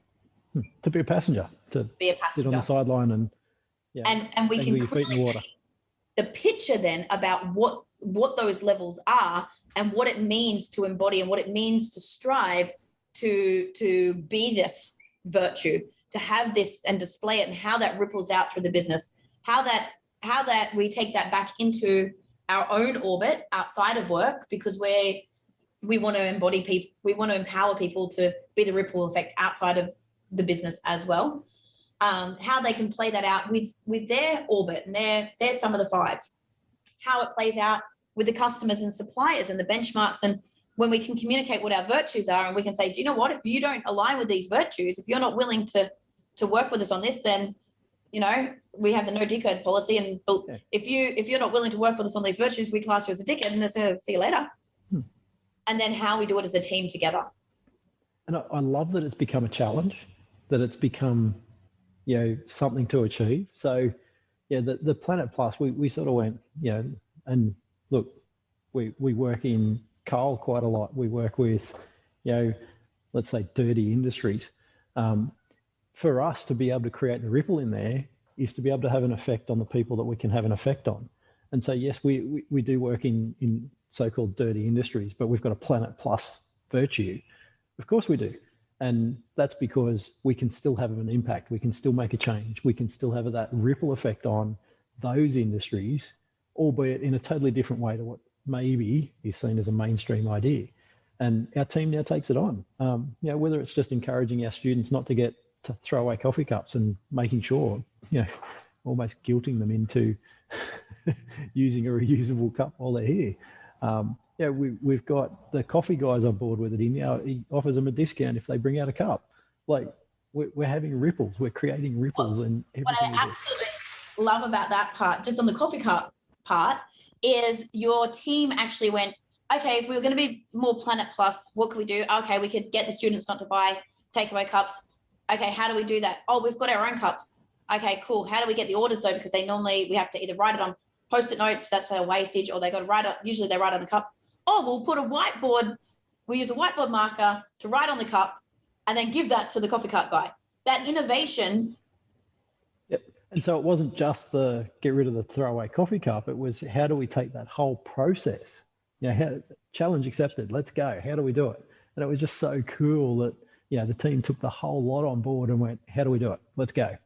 And what I love even more is when we did the huddle on Tuesday. So how we're embedding the virtues into the business is in the huddle saying, okay, what's one virtue you want to be nominated for upholding next week? So when we do the huddle next week, we're going to have everyone nominate someone for upholding a virtue. What's the one you want to be nominated for? And the team said, I can't remember what it was. Someone said, Kayla, I think, that they were going to go for Planet Plus, and because we had students coming in, she was going to implement the coffee cup system for the first time. Yep. And took ownership of it. A bit of a shocking week this week. Which meant though, now it's gone from idea and intention to action, and it's actually seen through. Brock with the fun, he bought the Nerf guns, but everyone chose something to embody that then brought the whole team together, and there was all this excitement and the ideas of innovation and now it's a benchmark, and we've got people that are going to be super proud that when we do Tuesday, okay, who wants to nominate someone for embodying a value and get that recognition? Yep. The team have then gone, okay, Planet Plus, we're going to print less handbooks. We're going to ask them if they need a printed handbook first. We've got all this stuff over here. We can go recycle it. I'm going to find where to recycle that rather than it's just sitting there. Yep. So that embodiment, and the business is growing, and there's efficiencies, but that's saving time and money, not printing the workbooks like that giant ass photocopier chewing all of the ink costs cash. But worse, it kills the girls' brains. Yep. Because standing there going ding, ding, ding, binding, and then they get pissed off when they get left behind by the students that they've put all this time and energy into it. Just Absolutely. Ask the question, do you need a book? Yeah. Do we have to do it? Yep. Just those things, like, over time can add up to a lot of money, but a lot of man hours. And frustration and anything else that it ripples onto. Yeah. I just want to circle back to the Planet Plus value, only because when we were talking about it, And we don't have time to do a full training session on creating the virtues, but it was like, oh, we want to try and make them more eco-conscious, but then there's a perception about eco-conscious, and yeah, we work in these dirty industries, and like, oh, is that even going to be aligned, or is people going to call bullshit on it, and how's that going to roll out? And we went, okay, well, what does it mean to us? And so I loved that it was like, okay, well, it doesn't mean that you're just a tree hugger that's, you know, getting rid of everything, and you're like out there with the signs, shaking them in a stop coal, stop coal, everything, turn electricity off. You're not on the front of the Sea Shepherd. What it meant was that you just think better, ask better questions, and look at every little thing where you can turn the dial to be a little bit more planet plus rather than planet minus. I think and how can we encourage our students and clients to do the same thing? When we design things, like when we design hydraulic systems, how can we design it so that it's more energy efficient, and just moving through all of that sort of stuff? How can we reuse stuff even from a design? If we're doing a design modification, do we have to scrap everything, or can we reuse some of it? And just the concept of what can we do that little bit better every single time? Yeah. And I think one of the things that helped embed into the guys, like the thought of it, is going, who do we know in the world that embodies it like we embody it? And the reference that you came up with was Kelly Slater, because Kelly's still a surfer, and he still uses the boards that some people are like, you know, surfboards are bad for the environment and this, that. But he goes, okay, what can we do to do it better? So now we're, you know, bioresins, eco boards, but deck brick made out of algae. That's the same of what's on the bottom of his wave pool. This is the leg ropes. I designed leg ropes by Revolve. I can never get it right. But it's got components that, so if one part breaks, you throw that only away and you get the new component. It's made out of real rubber rather than the nylons and stuff. So like, it's not about being the extreme, because then it becomes bullshit. It's about, what does it actually mean to you, and how can you paint that picture? And as soon as we started talking about that and gave those examples, the guys were like, oh yeah. So I don't have to be like this, you know, crazy person about it. Yep. It's just about striving to do things better. And now everybody's thinking. Everyone's thinking about it. And, you know, it's, I think the idea of the virtue where we can strive towards it, where we don't have to be it, we can strive towards it, is really the key thing there, is that, you know, it doesn't have to be a misalignment straight away. It doesn't have to be like Planet Plus, as we just said, like, oh, you do with coal mines. Oh, well, how's that Planet Plus? Well, you know, we just designed a system that's going to go out to 200 different trucks, that's going to save them hundreds and hundreds or thousands of litres of fuel a year. That's a massive impact. But, you know, just because we changed what we're doing. The thing is, they're still going to be mining for coal. So if you can help them do it with less impact, someone's got to do that. That's exactly right. Is, you know, for me, I believe that we need coal right now, and it is 100% a finite resource. It is going to run out. Same with fuel, same with everything else. So right now, we actually need it to find the next thing. And if I can help make that efficient and, you know, preserve it, hopefully we can find that next thing and get past it. Yeah. But, you know, right now we need it. And right now we have lots of people that need those jobs, and we have lots of people that need those resources. And, you know, whether we want to believe it or not, we wouldn't have come out of the dark ages without all the things that have happened now. Yeah, and there's lots of third world countries that actually need this stuff now, so that their people, so that those countries as a whole can elevate and live a better life. Yeah. And I think that the other thing though, it did make the team start thinking about what else beyond coal as well. So even your sales guys like, oh, okay, well, maybe I could dedicate a little bit of time per month to tapping up renewable energies, because we can still actually help those, but we haven't actually targeted them. Yep. So it sparked a whole nother conversation. So the idea of having these virtues and the embodiment is to really spark innovation and business growth, but to give you the benchmarks to be able to performance manage, but more to enroll the team in a common mission, right? The camaraderie around that set of that code of conduct that they've all agreed to march towards. So on that though, I want to then circle to why it was really important for us to redefine the business purpose, like the purpose, rather than having a vision, the purpose, and the mission and the 5-year obsession, and how that's made, what sort of difference that has made in the motivation of the team. So we were, I guess we had a vision or a mission kind of combined, and broadly that was to impact or influence 1 million people. And the hard thing is that to break that down into numbers that are step by step to get there just makes it look out of reach, completely out of reach. It's just overwhelming. Overwhelming. And so what we've done is, while we still have a purpose to influence people, and our big mission is to still get to that 1 million people influence, what we've done is we've taken to a 5-year obsession, which starts to march us towards that. And that 5-year obsession, year by year, is a stretch but achievable. We should be able to get there, not easily, but we should be able to get there. And that, when we explained, and I think it was really as we explained that 5-year obsession and how that compounded towards the mission, that everyone sort of went, shit, this is achievable. We're on the way.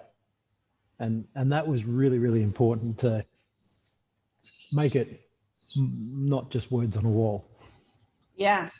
Do you mind if I just share yours with them, Kyle? Yeah, sure. Is that okay? Yeah. So if you are watching, I'm just about to share my screen. If you're not watching, we can probably get some screenshots into the show notes, or you can come and find the video. So this is actually basically the business plan that we've mapped out on project management software, with all the things that we're talking about for the team. So we've got the purpose, the mission, the virtues, but we're just looking at the 5-year obsession. And what I loved is what Kyle said, we want to influence 1 million people. The team were like, that just sounds like a wank. Like, it's too big. How are we going to get there? I'm never going to see that through in my lifetime in this job. And how do we measure that? How the hell do you measure that? We're bringing something back, winding it back into a bite-sized piece that, it is slightly scary, because we know all goods should be slightly scare you a little, excite you a lot. But by painting the picture of when it's going to be achieved by, definitively, how we're going to do it and what it means to do it, and then breaking that down into the different years on how it stacks, made the team go, hey, shit, we can do this. Like, oh, it's a big number, and we started having them go, well, okay, what does it mean to have an impact? Because your 5-year obsession is, we're obsessed with impacting 10,000 students to become the ripple effect for safety, efficiency, and job fulfillment in their engineering worlds by January 1st, 2026. So it's really clear what we're trying to do by when. And the thing is, though, we needed to define to them what was an impact, because everyone's like, well, what does that mean? And once you've got that clarity around what it means, and even the state of the nation of where you are right now, everyone's like, okay, well, if that's an impact, this is how I can contribute. This is where I can step up. I could share more stuff on LinkedIn.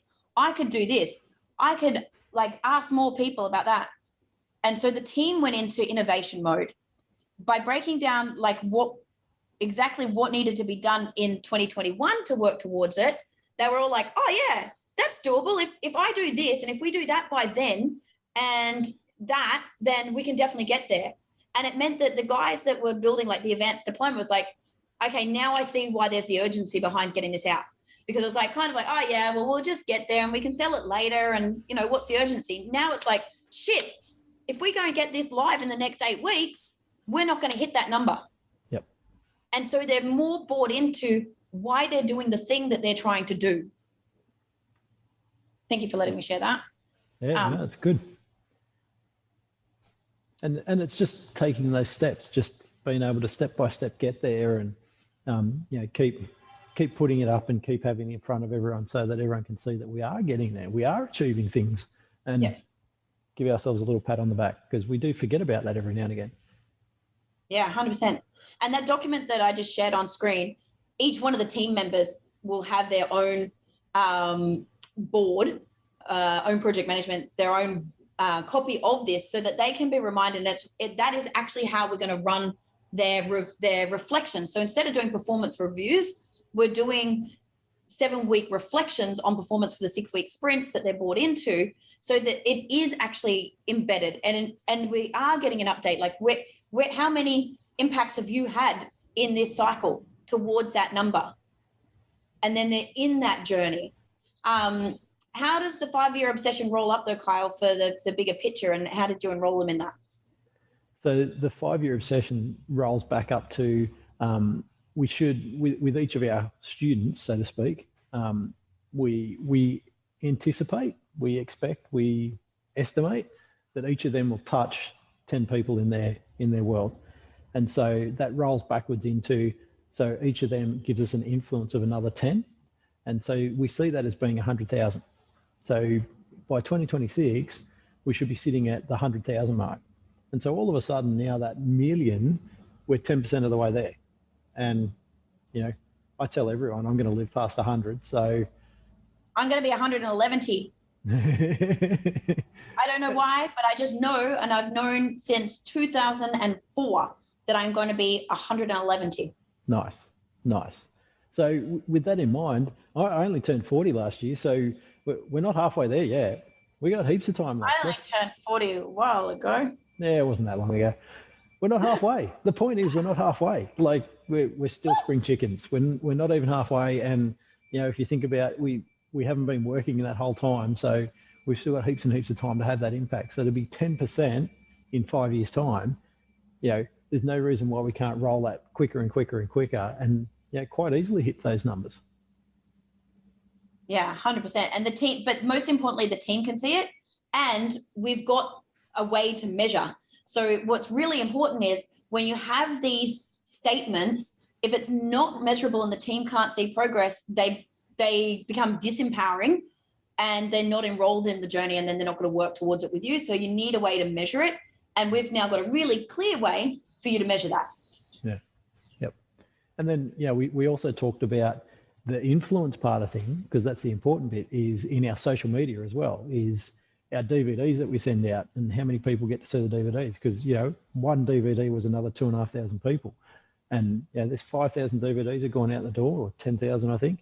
And there's another 5,000 to go out the door yet. And then we're now running that online. So we can measure online how many people we're influencing. So we've sort of got this roll on going where we're building that number bigger and bigger as we look at it all. And I think, so can you just touch on why did we move away from a vision and to the purpose? And what is why having a purpose statement is more important to you? So really, I think so often the idea of a vision and even a mission is all around, we're going to be a $50 million company, or we're going to take over the world. Pinky and the Brain reference there. So we like these really big but sort of almost arbitrary statements, and it really doesn't connect back with, so why do we do this stuff? Why is it important? What, if I'm going to be remembered for something, what do I want people to remember me for? And how can we amplify that? So the idea of a purpose is that we're not just trying to target something. We're not just trying to be a number. We're not just trying to be the greatest in the world. We're not trying to be number one, the number one. We're always number one. There's ego and vanity metrics. Yeah, but now what we're trying to do is as much as we can, we're going to have that positive impact, and we're going to influence people. And to me, it's more important that we're not focused on a vanity metric, or the evil, I guess. You could almost see the evil. Use our stuff for good. Use our powers for good.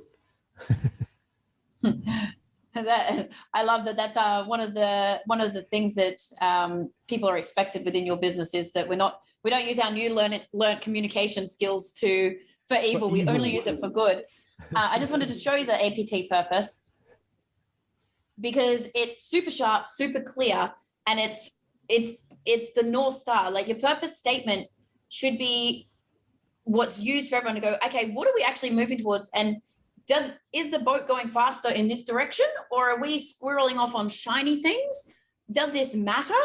Does this actually lead us to this? Because I think this is where some businesses can really go off course. Like I've read a purpose statement yesterday, which was, we exist to help all people everywhere do something. And I was like, what the fuck does that even mean? We're like, be everything to everyone. Yeah. How do I, as a team member, know how to play a part in that? Yep. Where and how do I uphold that? Yep. So we're trying to who is it and why is it? You know, what's the bigger picture? How can we make that a really short statement?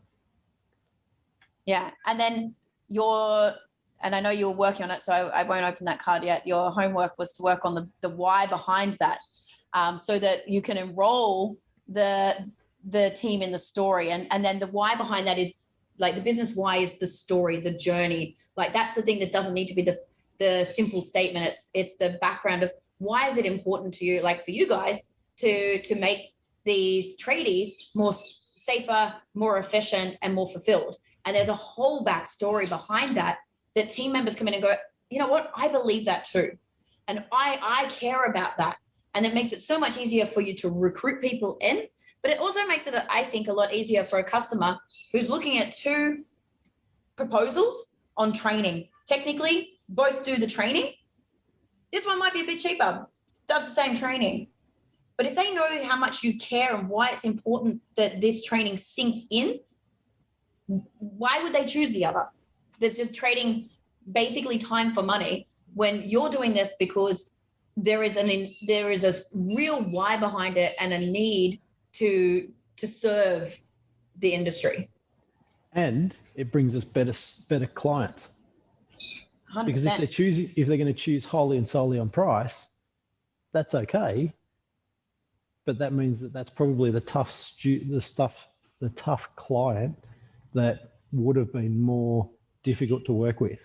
Whereas if someone goes, oh yeah, I'm on that, I hear your story, I hear your picture, and that's why I'm choosing to be with you, they're more engaged in it and they're more likely to make sure the training room's free for you, make sure the guys are there to follow up on things when they need to be followed up, and that whole bigger picture stuff, rather than I've paid my money, why haven't I got the magic pill yet? Yeah. They're bought into it as well. So I really love that. The happy side effect of all this is the other stuff that we teach, which is marketing. Think of all of the amazing content pieces that can be made from this. Yep. Right? This is what sets you apart. This is like if someone's like looking around, it's going to pique their interest. You're going to tap into their emotion. We talked about the logical limbic brain before and the decision making. When you're just putting out, we do training, blah, blah, blah. We can give you a cert for. It's not, yay. Unless someone is like, I am currently looking for that and cool. But when you're telling stories and you're sharing and you've got this background, people want to follow you. People want to be involved. They want to be in your community. And then you start building your list, your customers before they're ready to be customers. Yep. You start getting people that want to share it. Yeah, and they might find a reason to be a customer. Yeah. You know, what can these people do for me? How can I work with them, even if it's not front of mind straight away? Yeah. And this is the stuff when you're in the job market, because even in these times, the war for talent is still strong for specialized top level people. Yep. Right? And they have choice. And the best people in industries that are still going have jobs. And if they're looking to leave, they're not leaving for a paycheck. People leave managers, right? They don't leave businesses, they leave managers. So the leadership isn't there. And usually the leadership isn't there because they don't have all of this stuff and all the things we talked about. But they're not leaving for paychecks. People are looking for bigger things. And when you're actually, if someone has made the decision to move and they're choosing the roles, and this goes back to all my recruitment training, but they're likely, I've seen people take $10,000 pay cuts, $15,000 pay cuts to join a business that they are more like bought into the purpose and the mission on, because contribution means more to them than just an extra couple of grand. Or they see the long-term potential of where they could go, and it's a short-term pain for a long-term gain. Or best case, you get them, they're comparing apples and apples, same pay. How are they going to choose? They've been offered 2 jobs at same pay. The other company throws an extra $2,000 at them. You throw the culture DNA at them. Yep. I've got a friend, he's a pilot, and for as long as he's wanted to be a pilot forever. And at the moment he's working in a dream job. Like on the outside is a dream job. Fits his personality, you know, it's variety and everything else. It's he's not just a line pilot running Airbuses. He's you know, what I would describe as probably a true pilot, and absolutely not affected by COVID. And the company that he works for, a very well-known charity, has lost the contract for the work that they do. And so I was talking with him the other day, and he went, I think I'm going to leave the industry. What? And he said, well, you know, the company that I'm working for is kind of a bit, and I can put up with that, but the work that we're doing is a bit, So when you put both of them together, I'm just going, I've had enough. Like, dream job. Like, he wouldn't have pictured being anything else. So that's how much this stuff can affect people. Is like, you got someone in their dream job, and now that it's come to a point where it's all like, if this was okay, I'd be all right. If this was okay, but they're both shit, so fuck it, I'm going to throw the whole lot away. That's big stuff. Yeah, because, you know, happiness is important. Yeah. And more people are starting to realize that. Mm-hmm. And because of mental health, because of the ripple effects it has on families and what it does to your health. Yep. One of our virtues is to create ripples, and that's in everywhere in your life. So it doesn't matter whether you go home, it doesn't matter whether you walk down the street and you're nice to the coffee guy, you know, wherever it is, make ripples. Do something good every day. Even if it's just a smile. and it makes a big difference. Like, it's amazing how people respond to you if you put on your best smile and say thank you. Yeah. Or get in first at the when you're going through the checkout and tell the checkout person, thank you very much, have a nice day. They go, me have a nice day? Yeah. Have an awesome day. You know, like, thanks for this food that you just gave me. Have an awesome day. I really appreciate it. Yeah. That might affect the next 10 customers. They might all get really awesome service just because you were nice. Just because you were nice. Yeah. And I love that what you've said there is, one of the company values is to create ripples, but you've embedded in the team how that can play out outside of the business. And people who have listened to my podcast before, they know that I am constantly saying that I believe that the fate of humanity rests on the shoulders of business owners and entrepreneurs, and it is our absolute responsibility to create workplaces that are the ripple effect for happiness and does not add to stress, anxiety, and depression, because that is what goes back out into the world, onto the children, and spreads. So if that's the one thing that we can do, happy side effect, that happiness is the greatest hack to productivity and profitability. But it's like, don't expect someone just to think it. You've got to paint the picture. So you painted that picture, and then we've had examples from the team of where they've used that in their personal life, and it brings them satisfaction and joy. but then we are raising the vibration of humanity. So I would encourage, so I encourage people, when you're doing your company virtues, don't think about it just as your company virtues. Think about your ripples and the bigger picture you play within your community and the world. As I said at the beginning, what's your gift to the world? Yeah. What are you bringing to the world? What are you giving to the world? You know, we're all here to make it. Spit the words out. Might have to break that beer open in a second. Do you know what I was going to say? Do you know what the problem is? It's beer o'clock. It is beer o'clock. Grab your beer while I finish that sentence. Okay. So what I was going to say was that, you know, we've got a gift to the world. If we're constantly thinking about what are we taking from the world, then we're just going to miss out. You know, it's never, ever going to end up in flow. So 100% we need to be thinking about what's my gift to the world? What am I giving away? What am I contributing to the world? And, you know, be something bigger than what we are right now. If it's all focused around profits, me, you know, what does it bring me? You know, the whiffum, you're always going to be out of flow. You're always going to be friction. Yeah. That's a nice you went ooh then. You went ooh then, because this is my custom made Barrels and Business stubby cooler with my name on it and the logo. Kiani will be very happy to see that. It's a snubby stubby. We'll put a link in the show notes as well.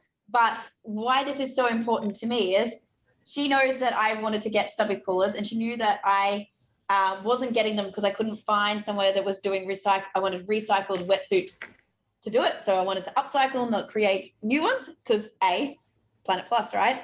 And then she made these beautiful ones, but she has a whole story around how this is going to fund her dream surfing holiday. It's so cool. It's and it was really cool to actually be able to encourage her into something different and something that's bigger than just, I want to earn some money for a holiday, which is like, that's a really cool, for a 13-year-old, that's a really cool, and not just her, like our, like 2 families, and, you know, we're going to go and have this great holiday, and her and a friend are talking about how they're going to organize food and all that sort of stuff. And so that's really, really beautiful. But to then bring a gift to the world of, you know, reclaimed wetsuit stubby holders. And, you know, the reason I say it's a gift is because I'm going to say we, because I've got to help as well. We're perfecting the process.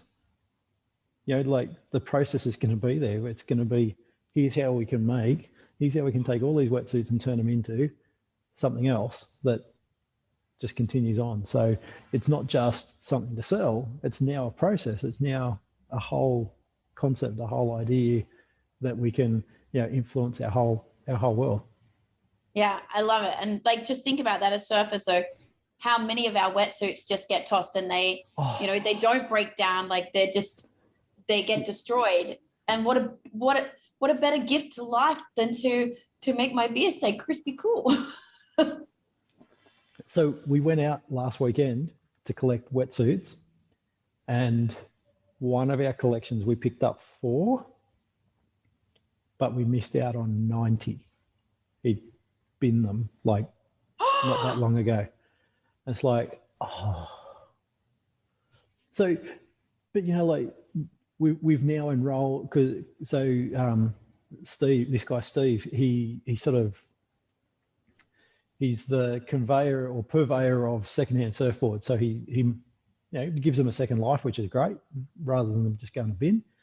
And you know, he's now a hub for us to help us collect wetsuits, and you know, we're starting to build this community of people that just here are going to help collect all these wetsuits so that we can turn them into something else and upcycle them and save them from going to the bin.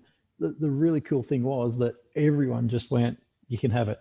No one said to us, you've got to buy it or anything else, which, you know, we've got that on the cards anyway, but everyone was just like, cool, do it. Like, awesome. It's not going to the bin. The only reason I've had it sitting in the shed for the last 2 years is because I didn't want to put it in the bin. Yeah. Or it's too good to throw away. Yeah. Like I want to do something with it. So that just comes from thinking outside the square. So really that Planet Plus ripples everywhere. Now are you drinking out of my bottle? Yes. See, what was awesome was I took a gift for Kyle, which happened to be a personalized named stubby bottle that he didn't know about. And I received in return a personalized stubby cooler that I didn't know about. And that's just great minds think alike right there. Absolutely. Or we do Friday beers too often. No, you can't do it too often. There's only one Friday every week. Yeah, but you seem to make sure that we have beers on our other Wetsuit CEO calls, which aren't on a Friday. Sometimes, yeah. Sometimes. We won't talk about that. Kyle, we could talk forever, and we may need to do a part 2. But I want to say thank you so much for your gold nuggets today. I'm just going to do a quick recap on what I believe you need to have a kick-ass culture. Which is the culture DNA. I was wondering whether I'm going to throw this up on the screen for anyone that's watching, but we'll get it into the show notes as well. Just so you know what to do with those hours that you're putting aside. The 1 hours. The 1 hour per week, right? Okay, so to really build a culture that kicks ass, I believe you need a super strong why, a North Star purpose, a defined 5-year obsession, a clear mission on how you're going to achieve these, something that's measurable that the guys can rally behind, and a set of virtues to strive towards. If you can combine all of that with your tour of duty, you really are going to set your business up to be bigger than you, to go beyond that, that 100,000 and the million, because like Kyle said, you can kind of herd the cats to the million, but it's like, how do we get from 1 million to 2 million? How do we go to the next level? And don't freak out if you're like, I don't want to be that size business. The problems that you have at 100,000 and 200,000 are usually bigger problems than you have at 1 million, right? They can be more stressful because you're in the shit more. Yep. So really sit down and spend some time on it. We've put some links into the show notes, but if you just comment below the word culture, my team will reach out and we'll be able to get you some of the training and help you along the way. Nice. Very Kyle, nice. Anything? 1 hour. I was going to say, is there anything you want to leave people with? Yep, 1 hour. I've said it. I said it with a few different places. That is the key. And if you think what's the next step, find an hour a week and just methodically work through these things. And an hour a week, it's 50 hours a year. You'll be surprised in 12 months' time how huge an impact that has. And you just said it doesn't matter if you want to be $1 million business, if you want to be a $100,000 business, or if you want to be a $10 million business. All of these things will set you up to take the stress away. And as we talk about surf more, stress less, I think that's really the key thing is, if you want to be able to go for a surf in the morning because the surf's on and you want to know your team's got your back, this is where it all comes from. Yep, love it. Thank you, Kyle. Awesome. That's awesome. Hey there, barrel chasing business owners. Thank you so much for tuning into this episode of the show. What I would love for you to do, if you feel like you got any value or entertainment out of this episode at all, is to leave us a 5-star review and comment below so that we can share the message and impact as many business owners like you as possible. Thanks.